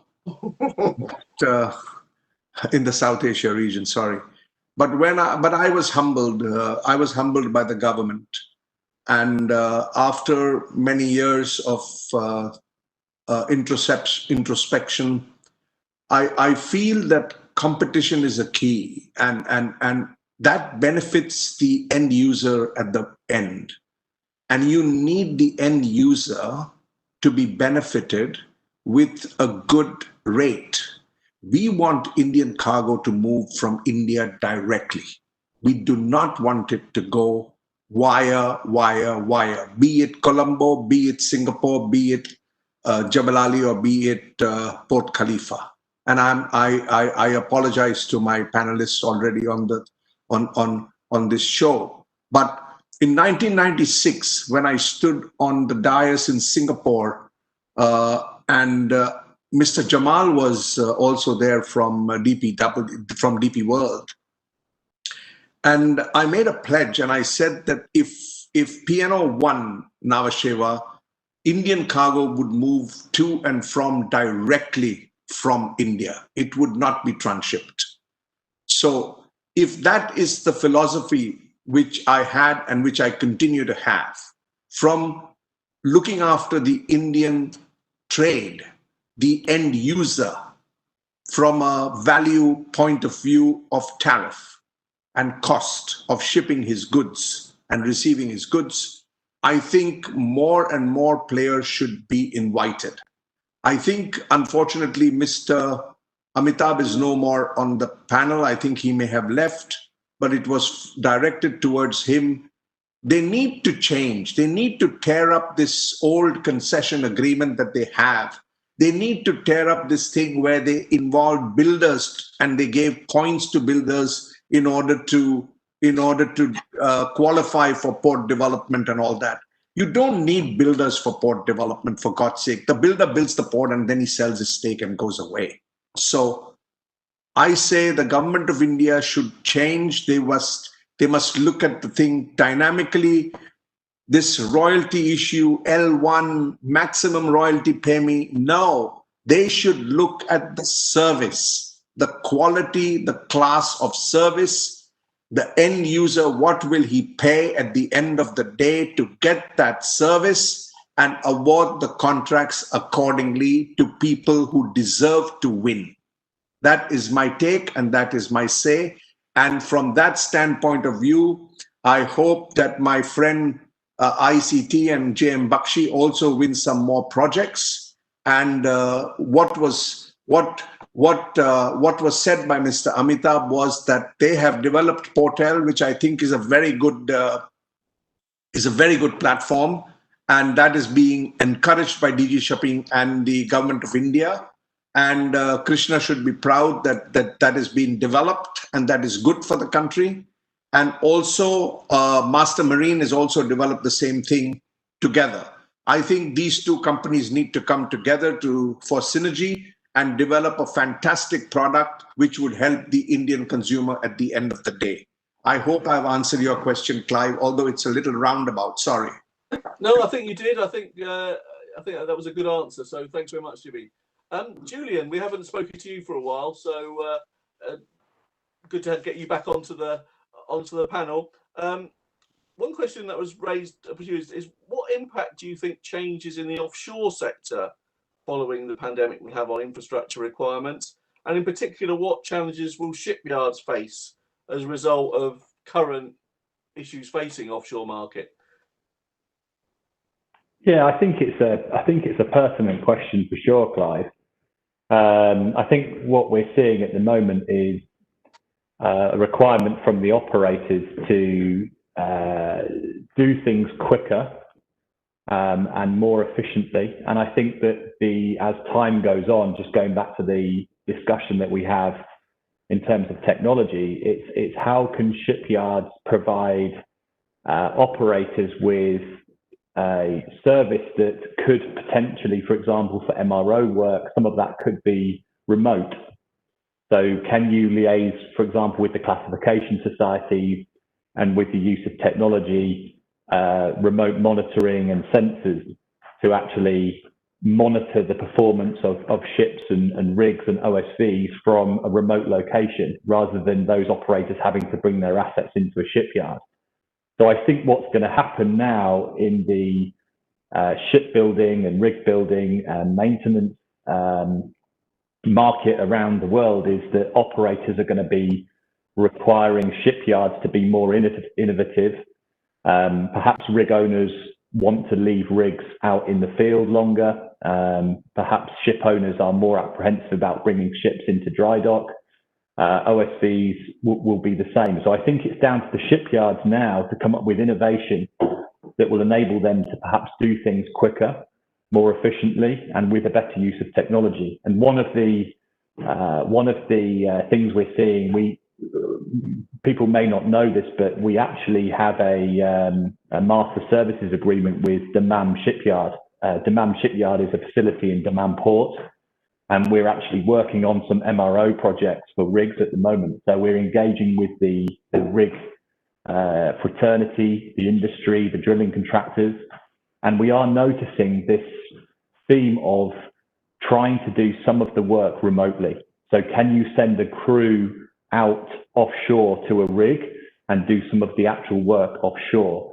If a drilling contractor brings the rig into a shipyard, clearly the drilling contractor wants that rig out as quickly as possible. So we're seeing, certainly with the way the market is, a requirement on the shipyards to be more efficient, to do things quicker, and to get the assets back out working, either obviously the ships in terms of logistics or drilling contractors drilling, or OSV supporting offshore fields and operations. So I think I'm seeing certainly a shift in momentum in terms of efficiencies that are required from the shipyards. I certainly know at IMI we have a great opportunity because we're a brand new shipyard. And as all of the other gentlemen have said, it's about implementing technologies and efficiencies within your business. Now, it's easier to do that if you're a brand new business. It's more difficult to do it if you're an existing business, because you have years and years of systems and processes to change. And change management is the toughest thing to do in any culture of any business. And I think in IMI, because we're a brand new business, we really have the opportunity to implement all of these technologies and developments from scratch. And an example of this, and David was talking, it was very actually interesting to hear about the tracking of movement of containers and how that's aligned with, for example, the delivery of a pizza. Well, you know, what's stopping a shipyard, for example, putting sensors all over a ship or all over a rig, and once you build that ship or you build that rig, you can monitor that ship's performance through the whole life cycle of the asset. So as a shipyard, you could actually then almost offer a ship owner maintenance support on a kind of condition base rather than a time base. So then you're minimizing the downtime of that ship once it has to come into a dry dock or a shipyard. And I think that's the way the world's moving. It's how can you join up the supply chain? How can you offer technology to add value to your customer?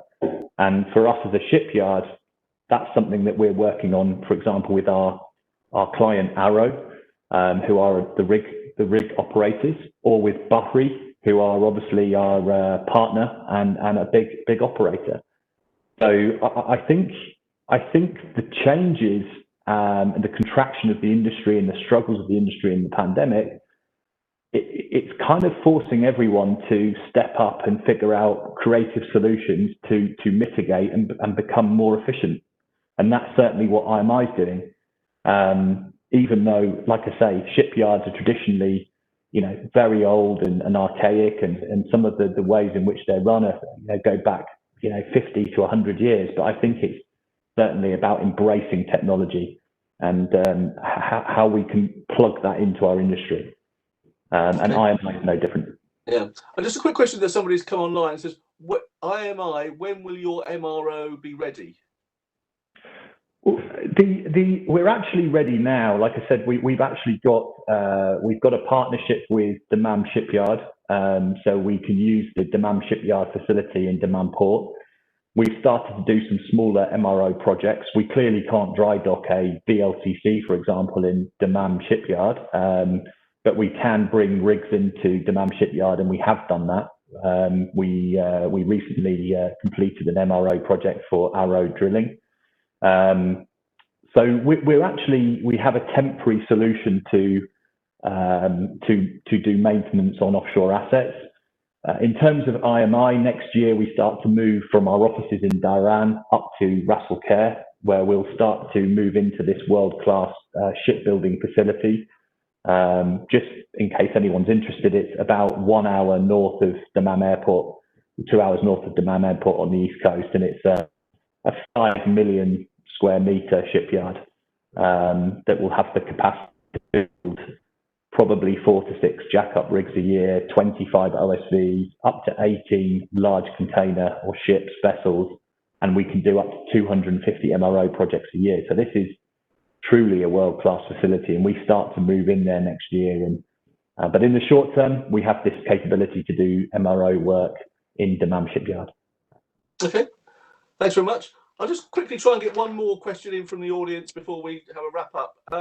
Hamza Badawi, how are maritime infrastructure plans in Abu Dhabi connecting up with general urban developments? I mean, is there a? I mean, I think you said you're an urban planner. I mean, is there a way of joining up port infrastructure and urban infrastructure that Abu Dhabi is pursuing?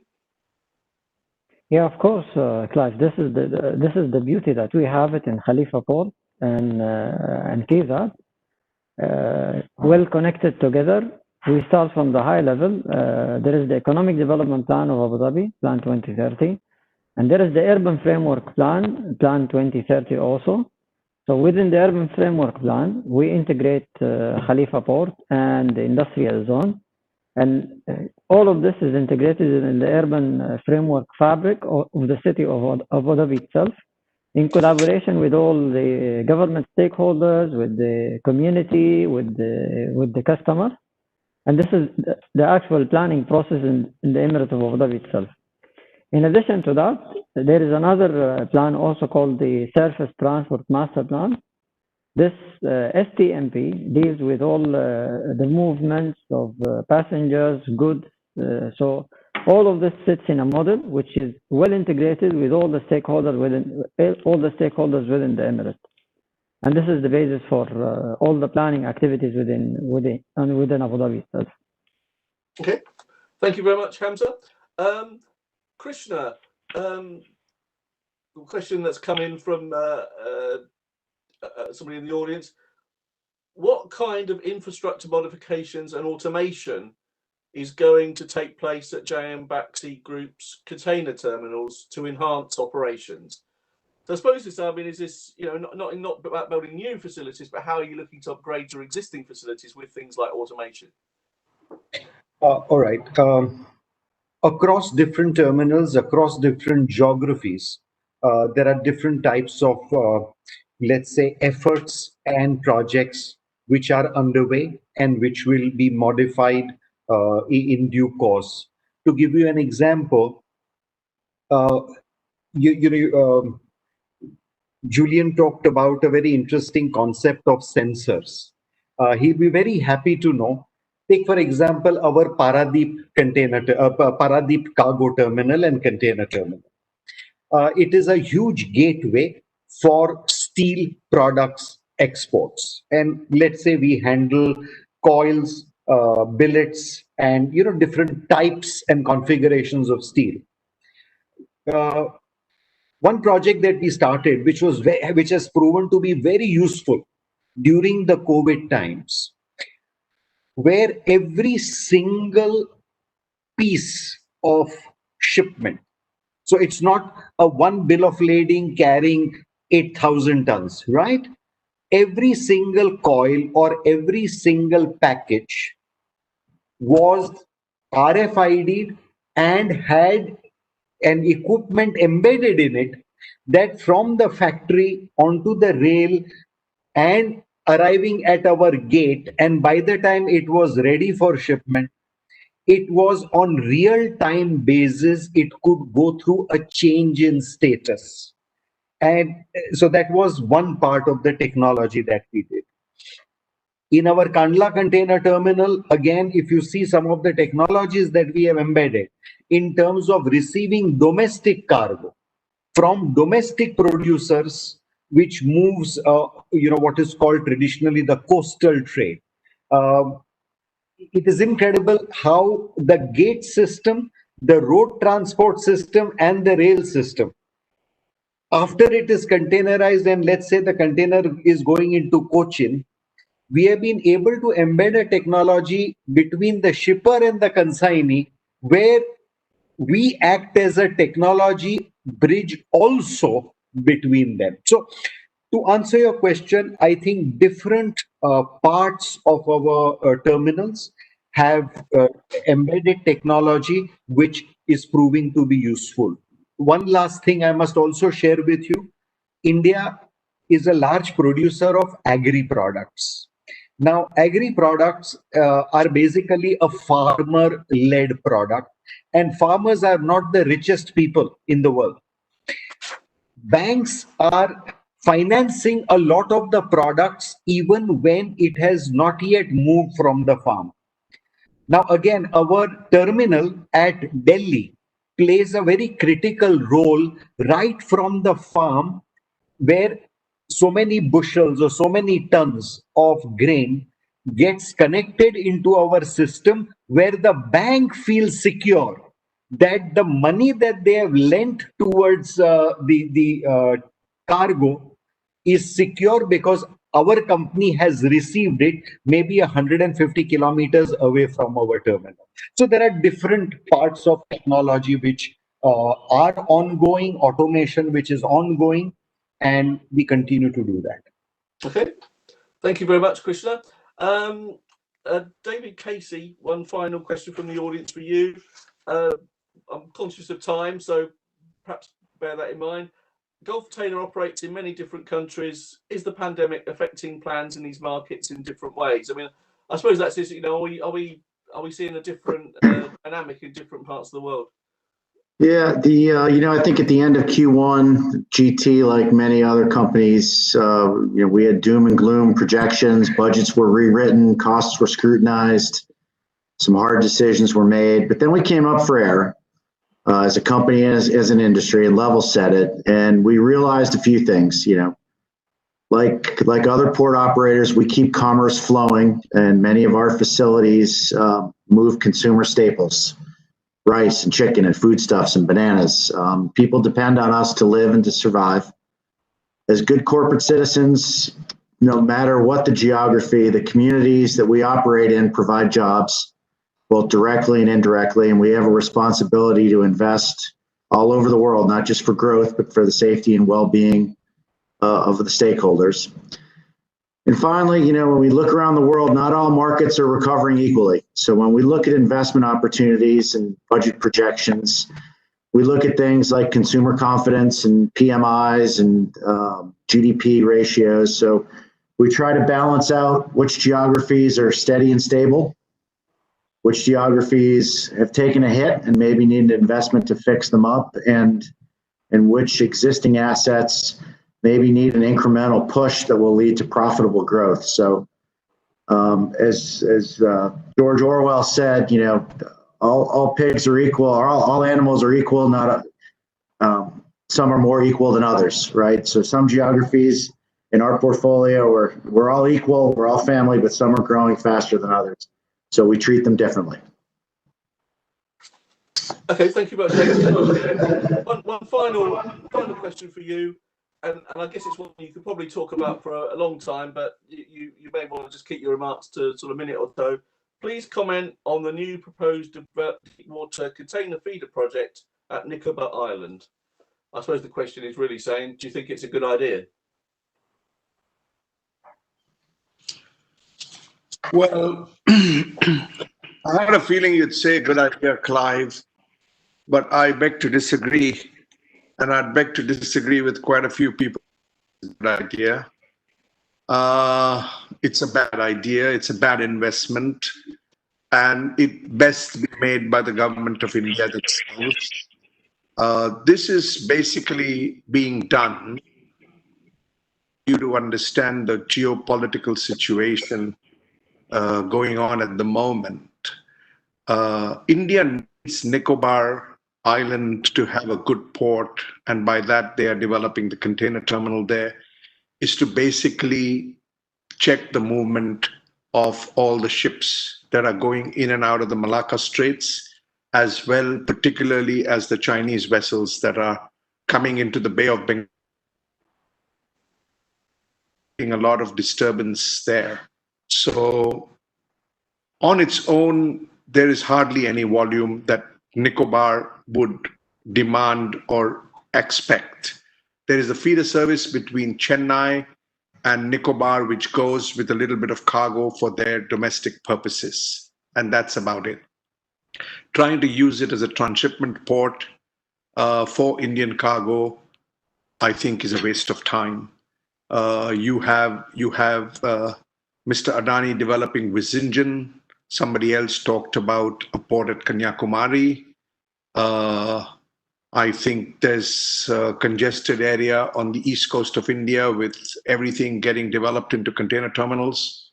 So I can't see how this project or this port will really add value to India from a transshipment perspective. And if you will recollect, I said this before, I believe Indian volume should move to and from directly from Indian ports, and it should not be transshipped, because a transshipment only causes an expenditure that the end user finally has to bear, which is an Indian exporter or importer. That said, strategically, it's rather important now for India to have this, because China has developed Gwadar in Pakistan, and that is right outside the Straits of Hormuz. So India went and developed Chabahar with the Iranians to also get a position there. And that was a good move. China also has Habun Tata, which was a big move. And they are monitoring a lot of things there as far as the Indian volumes and other volumes are concerned. So that said, India needs a port in Nicobar to strategically see what is going on. However, Mr. Adani or some entrepreneur who has deep pockets may go ahead and bid for the concession and win it and see how. But personally, I can't see it generating a lot of revenue and delivering a lot of P&L to the bottom line of the entrepreneur or the operator. But this is my personal view. Thanks, Jimmy. Thanks for that question. Well, thank you very much to all our panelists for their contribution. I'm just going to go around the table virtually, as it were, just sort of for one final question, one final remark. And I'll start with Julian, as he was last. I think those who should be last should be first.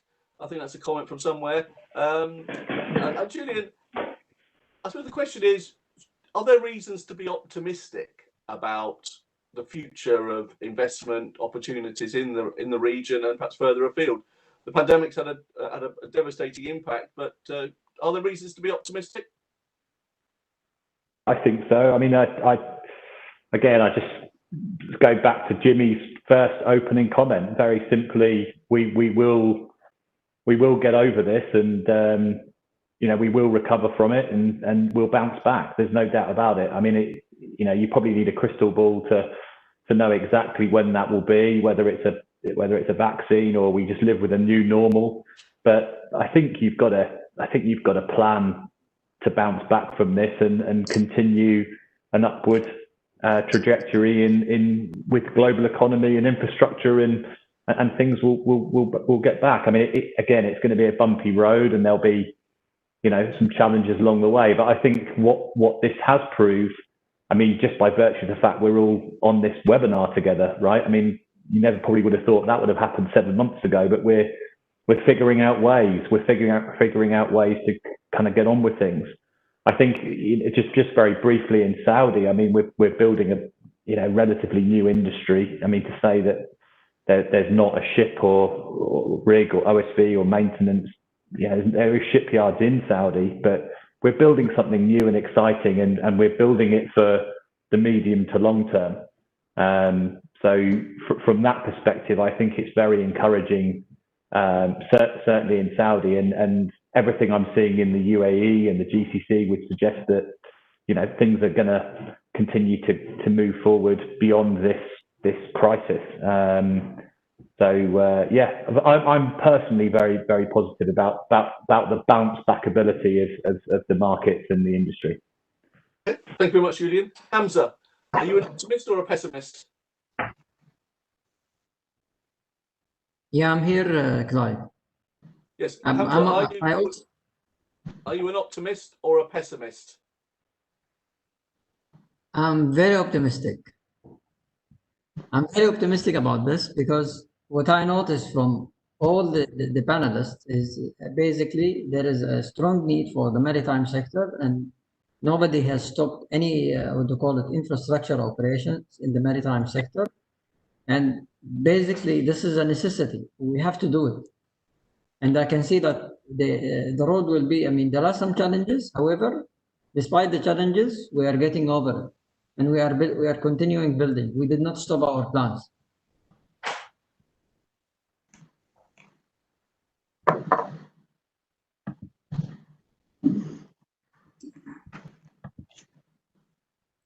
I think I lost the voice. Clive, can you hear me? Sorry, I lost you there for a moment. I don't know if other people could hear me. Maybe it was just me. Else here is final remarks? I just want to repeat your final sentence there and your final comments there. Just repeat them. No, I mentioned that we are very optimistic about the situation. We're going to get over the pandemic, and our plans will not stop because of the pandemic. Okay, all right. Thanks very much. Sorry about this. David, from Gulftainer's point of view, you said it was a difficult first half of the year, but broadly speaking, the ability of the industry? I guess I'm a guarded optimist. We think that our industry is resilient. It's the oldest industry in the world. 80+% of the goods moved around the world still go by ocean. With that stated, some markets will come back more quickly than others. The key is to be agile, flexible, and be laser focused on your cost structure. So guarded optimism. That's a good punchy line, guarded optimism. Jimmy Saab, I guess you've seen crises come and go. Do you think this one will have a positive outcome? Well, I agree with David. 80% of the goods have to move by sea, therefore there's no option. People are looking at good opportunities which have been presenting themselves, unfortunately, because of the pandemic. And the big boys are slowly gobbling up the little boys in order to make headway into the ports industry and the logistics industry, which we have seen happening in the last few months. So I'm always an optimist. I think it will work. I think things will go right for everybody. We just have to find the bloody vaccine. I'm sure that's a sentiment that many people share. And Krishna, I'll come to you. You have the final word. Oh God. Jim, thank you so much. I got my chance. Optimism, pessimism aside, I'd like to take the role of a realist. The realism is it's India that we are located in. I think that's the right geography to be in. I can't help but see the opportunities which are ahead. These opportunities are very exciting. I don't think it is a closed club of the big multinationals. I think there are great opportunities for focused, agile companies. And that's where one is filled with excitement and enthusiasm. But I think we all owe our brother humanities, because the loss of life till now has been exceedingly high, and one's heart goes out to all the lost lives, and to those families who have lost people. Our condolences to them, and never let your guard down. This is what I tell all my colleagues, all my partners. Never let your guard down. Prevention is the only cure. We have no idea when the vaccine will come. Prevention should be our focus, and yet we go ahead successfully. Thank you. Well, thank you, Krishna, for those final words. And thank you all. Thank you, David, Jimmy, Julian, Hamza, and Krishna for your comments, and also from Abdullah Damitan and the Director General of Shipping of India, who joined us earlier but had to leave shortly. I've come away, again, feeling a little bit more optimistic that people are not going to change course in the middle of the stream, that there is this sort of steely focus on the long term, and that people are committed to infrastructure. I think, as Krishna says, we have no choice but to sort of stay in the fight, and I think that's the sense that I've got. Obviously, there are going to have to be a few adjustments along the way, but I don't think that this pandemic is going to lead to a radical shift. It's not so much a watershed as an impediment along the way, and I think that's a very important thing. And as everybody says, trade will need to carry on moving, and it's important that the infrastructure is there to support that.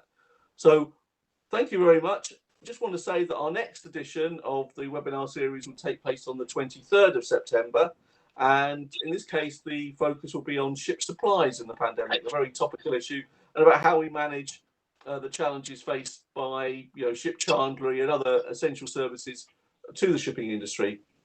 So I'm about to say farewell, but before I do, once the webinar closes, you will be redirected to a survey. So please do let us know your thoughts. And also thanks once again to all our sponsors